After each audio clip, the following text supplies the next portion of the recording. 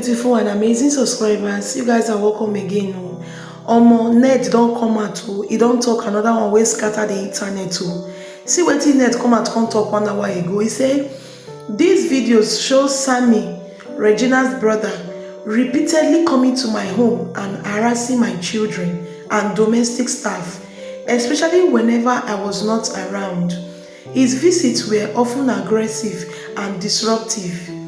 This is someone I sponsored through his last 2 years in the University of Ekpoma. I bought his musical instruments, rented and furnished a flat for him in Abuja. In addition to the house I bought for Regina in Asaba before our marriage, for the use of all of them. I also routinely provided allowances to all members of the family, including our mother, Rita Daniel. Indeed, in the last 2 years, I have a record of transferring 125 million naira to her alone.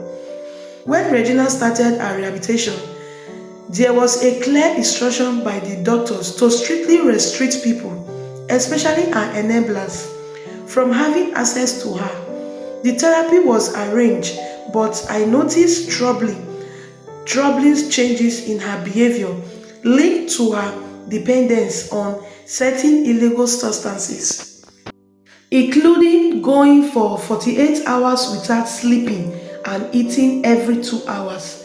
Unfortunately, Sammy, Destiny, some of their siblings, together with a few of their friends, notably Sonia, Uche, Motana, among others, constantly defied those instructions. They would come into the house uninvited, sometimes forcing their way in, and would bring her the same drugs she was being treated for. Instead of helping her recover, they encouraged her addiction and completely frustrated the effort of the doctors and therapists working with her. It is important to note that Lawrence, Sammy, his girlfriend NK, Destiny, Sonia, Uche Mutana, and others also took the same drugs as Regina. In fact, Lawrence and Sammy were the ones who first introduced and supplied these drugs to her. They were deeply involved in the habit themselves, and rather than helping her get better, they kept drawing her back into the same destructive lifestyle. I do not drink alcohol nor smoke. In fact, I am a vegetarian, so I found these characters and behaviors reprehensible and totally unacceptable. Just 4 weeks ago, I woke up around 5 a.m. and realized that Regina was in my room and on the phone. She was clearly high, and she knows that I do not want her in my room in that condition. I asked her to go to her room, and she told me that Sammy's girlfriend was in her room. I was alarmed and angry because that girl should never have been in my house, let alone around Regina, since she is one of the enablers who constantly bring her the substances she's addicted to. I told Regina that the girl had to leave, and one of my drivers drove her off. 30 minutes later, Sammy came into my house, shouting and demanding that I come downstairs to face him. He said I had no right to ask his girlfriend to leave my house. He was ranting and threatening, waking up everyone, including the children. I eventually went downstairs and had to instruct the security to physically push him out of my compound. The level of audacity was shocking. Without the influence of drugs, could he have been so bold and disrespectful? They did not stop there. On several occasions, they verbally assaulted and intimidated the police officers stationed at the house for security. The officers were simply following instructions to restrict access for the sake of Regina's recovery, but Sammy and his group would insult and threaten them. Whenever Regina wanted to go out and I was not around, she would become extremely hostile towards the police and domestic staff. She would shout, threaten, and use abusive words, insisting that she must leave the house no matter what. There were at least 2 serious incidents where she left home in the evening and did not return until the next day. The first incident, she returned in the morning around 9 a.m. When I asked where she had been all night, she casually said she was at a nightclub. When I questioned why she would stay out all night, ignoring my calls and refusing to answer messages, her response was, "You are not my father, so do not ask me where I was." I found that she was with Cassie, and that Cassie was staying in Regina's house in the life camp. Cassie is the chemist and supplier of the group. I had to go to life camp at 6 p.m. to ask her to leave. With her around Regina, the therapy became a joke. On another occasion, on the kid's birthday to be precise, I returned home with the kids because Regina said she would stay with her Nollywood friends for dinner. She didn't return until 5 p.m. the next day. I took so much nonsense just for the sake of the kids. I also knew that drugs had a lot to do with it. As to the reasons for her continuing with drugs, she will always say, just like her mother, that it is a celebrity lifestyle. They will always mention two well-known pop stars. Imagine the pain of a husband trying to help his wife recover, only to have the process sabotaged by her siblings and friends, the very people who should have been supporting her healing. This pattern of behavior made it almost impossible for her to recover. Each time progress was made, they will undo it. The entire household lived in tension and fear because of their constant harassment, interference, and disregard for boundaries.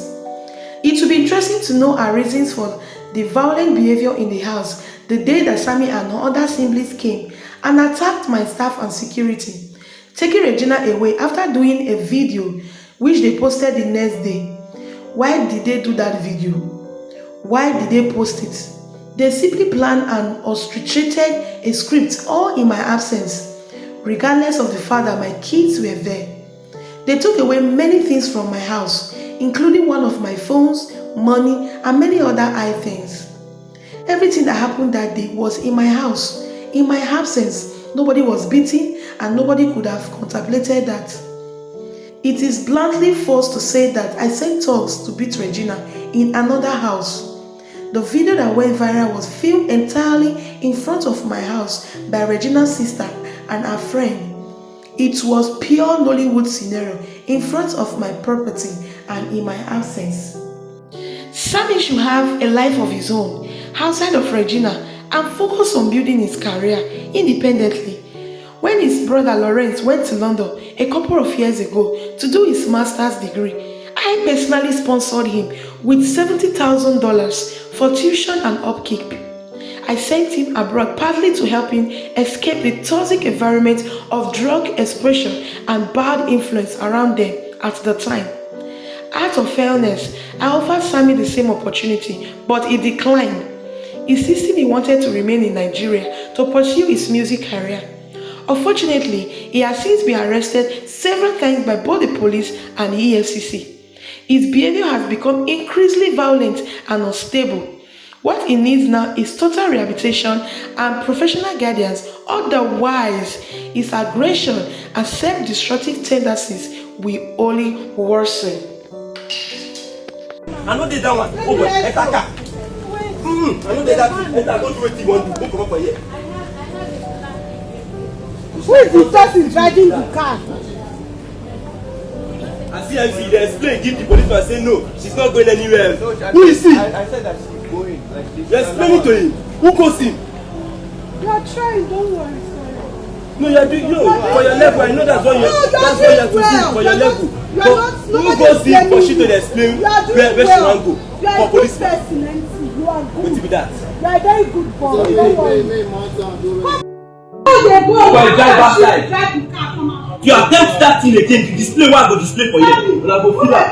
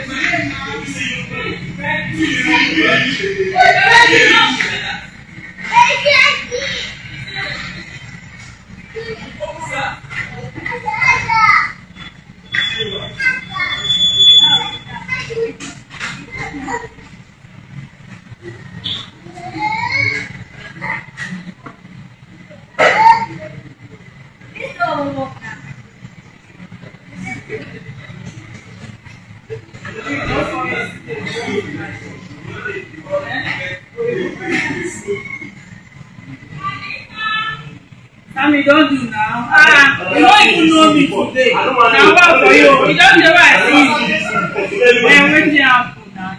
We dey here dey fight since. We dey here dey fight. My sister. Stop that! What kind of disrespect is that? That is an insult. You see, they look at it, they insult her. I mean, you don't know saying that it's Daniel. You don't know who she. They not for here, they will kill you.